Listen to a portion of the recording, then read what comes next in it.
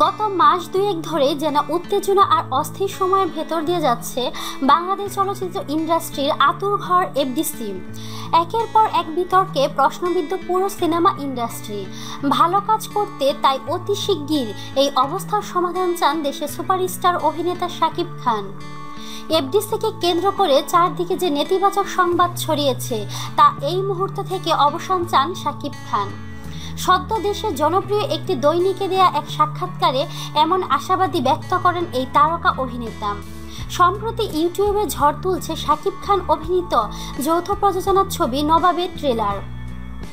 আর এই ছবি প্রসঙ্গে কথা উঠে আসে দেশের সিনেমার বর্তমান হাল হাকিকত, যা নিয়ে মোটেও স্বস্তিতে নেই বাংলার এই নবাব।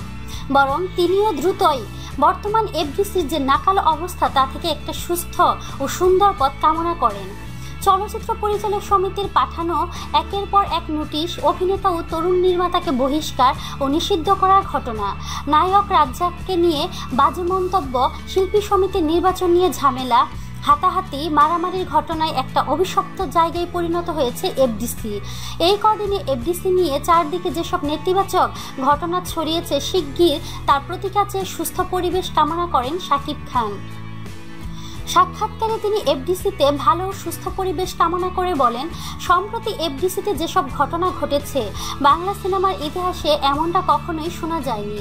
নিষিদ্ধ, হাতাহাতি, পুলিশের উপস্থিতি, আরও কত কি।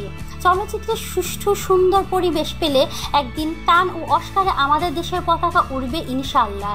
আমরা জীবন দিয়ে কাজ করে যাব, শুধু পরিবেশ চাই যাতে একজন শিল্পী ও পরিচালক শান্তিতে কাজ করতে পারেন। তো প্রিয় বন্ধুরা, আপনাদের কি মতামত তা কমেন্টের মাধ্যমে আমাদেরকে জানিয়ে দিন। আর অবশ্যই আমাদেরকে লাইক, কমেন্ট, শেয়ার এবং সাবস্ক্রাইব করতে ভুলবেন না।